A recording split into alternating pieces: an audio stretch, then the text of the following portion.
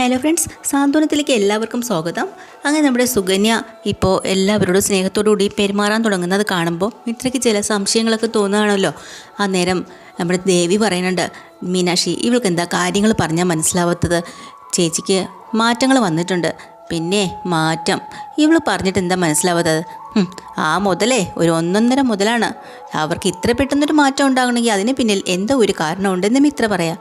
ഷെടാ, എന്ത് കാരണം? അതിപ്പോൾ നമ്മൾ കണ്ടുപിടിച്ചേ പറ്റുള്ളൂ. അപ്പോൾ തന്നെ മീനാക്ഷിയോട് ദേവി ചോദിക്കുന്നുണ്ട്, എന്താ മീനാക്ഷി നീ മിണ്ടാതിരിക്കണത്? നിനക്ക് അഭിപ്രായമൊന്നുമില്ലേ? ഓഫീസിൽ എന്തെങ്കിലും പ്രശ്നമുണ്ടോടി? ഏയ്, ഒരു പ്രശ്നമില്ല. അപ്പോൾ ചേച്ചിയുടെ കാര്യത്തിൽ മിത്രയുടെ അഭിപ്രായം തന്നെയാണോ മീനാക്ഷിക്കും? അങ്ങനെയൊക്കെ ചോദിച്ചാൽ മിത്രയുടെ അതേ സംശയം എനിക്കും തോന്നുന്നുണ്ട്.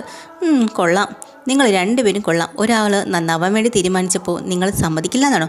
അങ്ങനെയല്ല എടുത്തി എൻ്റെ ദേവി എടുത്തി. ഒരാളുടെ സ്വഭാവം ചേഞ്ച് ആകുന്നതിന് ഒരു ടൈമൊക്കെ ഇല്ലേ?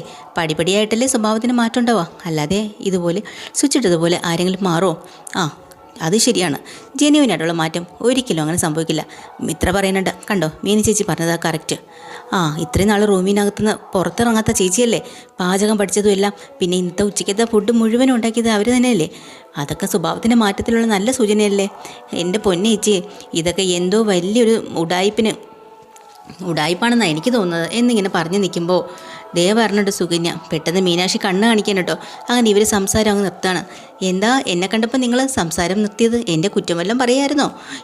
അങ്ങനെയൊന്നുമില്ല, ഞാൻ വെറുതെ പറഞ്ഞ കേട്ടോ. നിങ്ങളങ്ങനെ ആരുടെയും കുറ്റം പറയില്ലെന്ന് എനിക്ക് നന്നായിട്ട് അറിയാമല്ലോ എന്ന് സുകന്യ ഇങ്ങനെ പറയുന്നുണ്ട്. അങ്ങനെ അടുത്ത് വന്നിട്ട് കുറച്ച് ഫ്രൂട്ട്സോ ഒരു വട അങ്ങനെ എന്തോ ഉണ്ടായിക്കൊണ്ട് വരും കേട്ടോ. പാചകം തുടങ്ങിയപ്പോഴാണ് ഞാൻ മനസ്സിലാക്കിയത്, എല്ലാവരുടെയും മനസ്സ് മനസ്സിലാക്കാൻ ഇതിലും വലിയൊരു വഴിയില്ലെന്ന്. ഇപ്പം ഞാൻ അഡിക്റ്റ് ആയിപ്പോയി കേട്ടോ. അതുകൊണ്ട് ഇപ്പം ഞാൻ നിങ്ങൾക്ക് വേണ്ടിയിട്ട് ഞാൻ ഒരു സാധനം ഉണ്ടായിക്കൊണ്ട് വന്നിട്ടുണ്ട്. അങ്ങനെ ഉഴുന്ന് വട കൊണ്ടുവന്ന് എല്ലാവർക്കും കൊടുക്കുന്നുണ്ട് കേട്ടോ.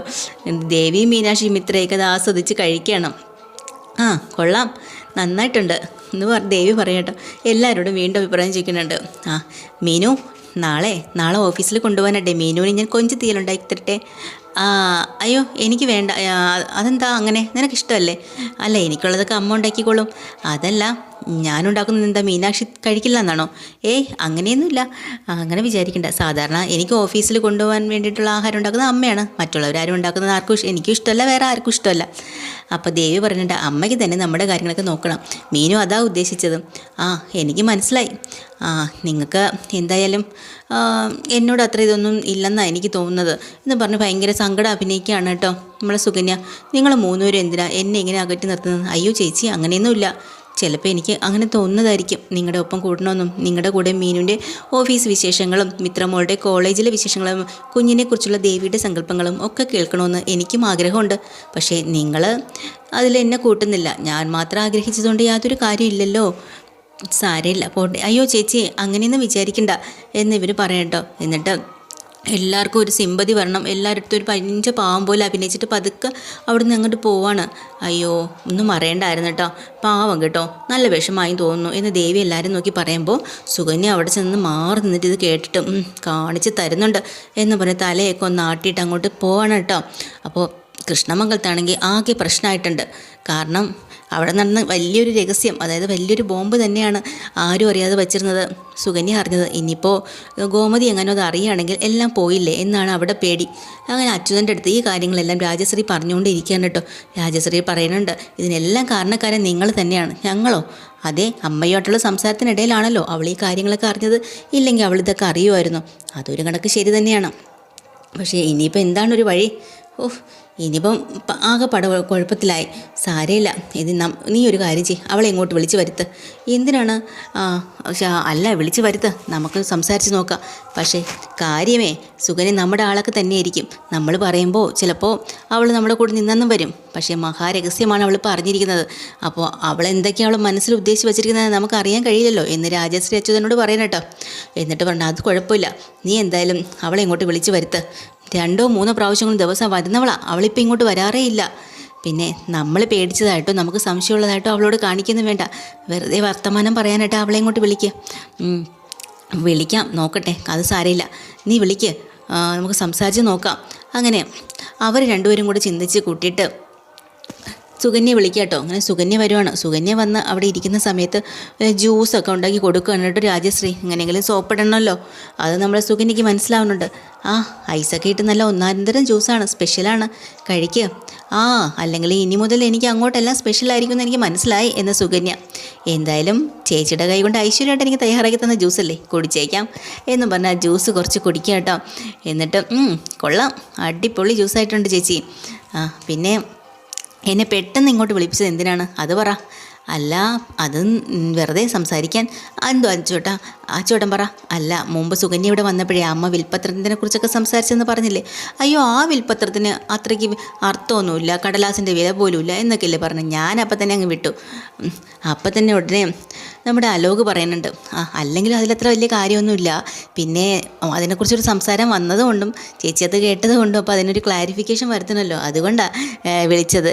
എൻ്റെ പൊന്നു മക്കളെ അലോകേ, നാടൻ ഭാഷയെ പറയുന്നത് പോലെ കണ്ടക്ടർക്ക് തന്നെ ടിക്കറ്റ് അടിക്കണോ കുഞ്ഞെ? കൊള്ളാം, നിങ്ങൾ പഠിച്ച സ്കൂളിലെ ഹെഡ് മിസ്ട്രസ്സാണ് ഞാൻ. നിങ്ങൾ കള്ളന്മാരാണെങ്കിലേ കള്ളന് കഞ്ഞി വെച്ചവളാ ഞാൻ, മനസ്സിലായോ?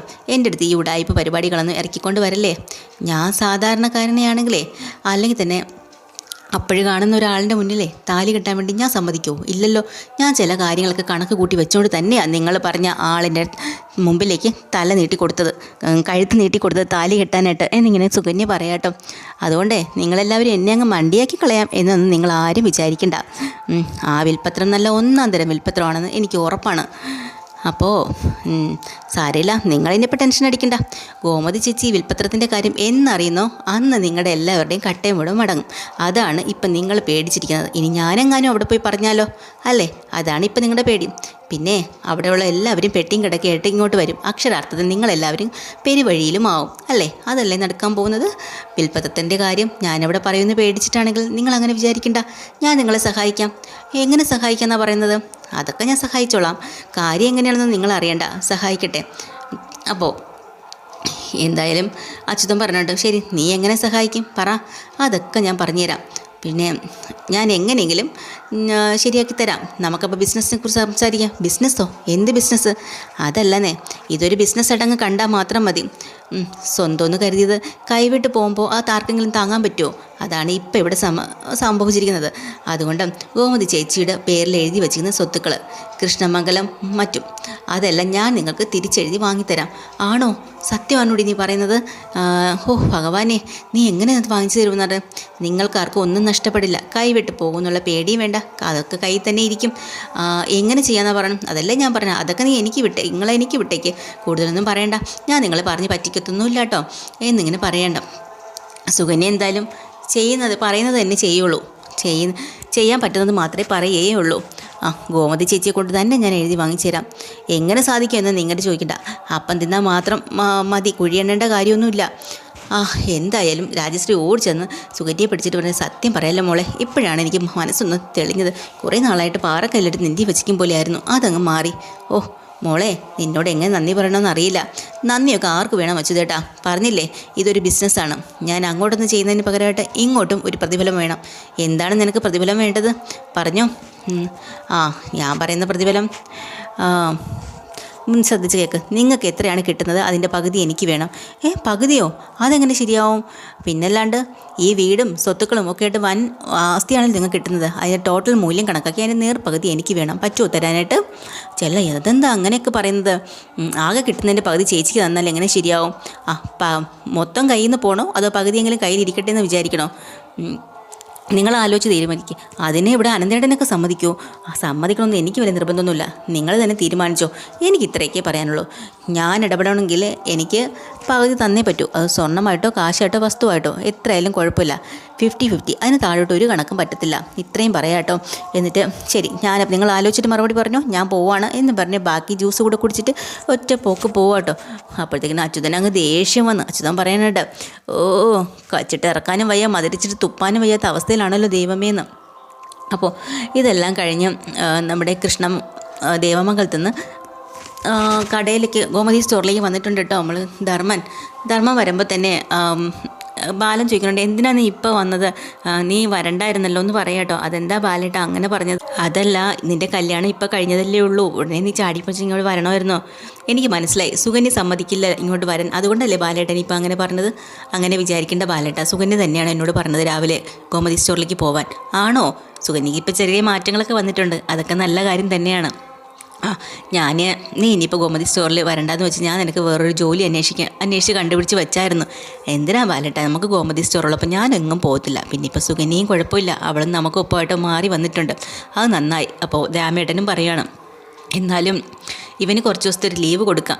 അപ്പോൾ ബാലൻ പറയേണ്ട, അത് ശരിയാണ്, അവൾക്കും ആഗ്രഹം കാണൂലേ എവിടെയെങ്കിലുമൊക്കെ ഒന്ന് കറങ്ങാൻ പോകണമെന്ന്. അതുകൊണ്ട് അവളെ കൊണ്ടുപോയി കറങ്ങിയിട്ടൊക്കെ വാ, കുറച്ച് സ്ഥലങ്ങളൊക്കെ പോയിട്ട് വാ, എന്നിട്ട് 2 ദിവസം കൂടി നീ റെസ്റ്റ് എടുത്തിട്ട് 3 ദിവസം കഴിഞ്ഞ് നീ ഇങ്ങ് വന്നാൽ മതി എന്ന് പറയാം കേട്ടോ, 3ാമത്തെ ദിവസം. ശരി, അങ്ങനെയാണെങ്കിൽ അങ്ങനെ ബാലൻ കുറച്ച് കാശൊക്കെ കൊടുക്കാനാണ് ധർമ്മൻ്റെ കയ്യിൽ. അപ്പോൾ ധർമ്മം പറയുന്നുണ്ട്, അന്ന് ടൂറ് പോയില്ലേ ഹണിമൂണിന്, ആ സമയത്ത് തന്ന പൈസയുടെ ബാക്കിയുണ്ട് ബാലേട്ട, അത് സാരമില്ല, നീ വെച്ചോ, പക്ഷേ ഇപ്പം ഇത് കയ്യിലിരിക്കട്ടെ എന്ന് പറഞ്ഞ് ധർമ്മനെ പറഞ്ഞു വിടാണ് കേട്ടോ. അത് കഴിയുമ്പോഴാണ് പെട്ടെന്ന് നമ്മുടെ ദേവിക്ക് കാലിനും കൈക്കൊക്കെ വേദന കാരണം ഇടാനുള്ള കുഴമ്പോ എന്തൊക്കെയോ വാങ്ങിച്ചവിടെ വെച്ചിട്ടുണ്ടായിരുന്നു. അത് രാമേട്ട എടുത്തുകൊണ്ട് വരുവാണ് കേട്ടോ. എന്തായാലും ധർമ്മൻ വീട്ടിലേക്ക് പോവല്ലേ, അത് കൊടുത്തേക്കാം. ധർമ്മനാണ് ഞാനിടയ്ക്ക് പോവുകയും ചെയ്തു. അപ്പോൾ ബാലൻ പറയുന്നുണ്ട്, സാരമില്ല, ഒരു കാര്യം ചെയ്യും, ഞാൻ ഉച്ചയ്ക്ക് ഊണ് കഴിക്കുമ്പോൾ കൊണ്ടുവച്ചോ, അവൾക്ക് കൊടുത്തോക്കാം, അവിടെ വെച്ചേരെ രാമേട്ടാന്ന് പറയാം. അപ്പോഴാണ് ഉദയഭാനുവിൻ്റെ കാര്യം ഓർമ്മ വരുന്നത് കേട്ടോ. ഉദയഭാനുവിൻ്റെ കാര്യം എന്തായി? അന്ന് 10 ലക്ഷം രൂപ തരാം, ഇന്ന് തരാം, നാളെ തരാം എന്നൊക്കെ പറഞ്ഞങ്ങ് വെച്ചതല്ലേ, അതിനുശേഷം സംസാരിച്ചോ? ഇല്ല, ഇന്ന് ബാങ്കിൽ കുഴപ്പമാണ്, നാളെ ചെക്ക് ബുക്കിന് കുഴപ്പമാണ്, മറ്റേത് അവിടെ ആളില്ല, എന്തൊക്കെയോ കാര്യങ്ങൾ പറയുകയാണ്. അങ്ങനെ വിട്ടു കൊടുക്കരുത്, വിളിക്കണം ബാല, വിളിച്ച് ശല്യം ചെയ്തുകൊണ്ടിരിക്കണമെന്ന്. അങ്ങനെ ബാലന് വീണ്ടും വാശി വരിക കേട്ടോ, ഉദയഭാനുവിനെ ഒന്ന് വട്ട് കളിപ്പിക്കാനായിട്ട്. അതൊക്കെ തന്നെയാണ് ഇന്നത്തെ എപ്പിസോഡ്. ഡീറ്റെയിൽഡ് എപ്പിസോഡുമായി വീണ്ടും വരാം. ചാനൽ ഇഷ്ടമായി ലൈക്ക് ചെയ്യുക, സബ്സ്ക്രൈബ് ചെയ്യുക. Thank you.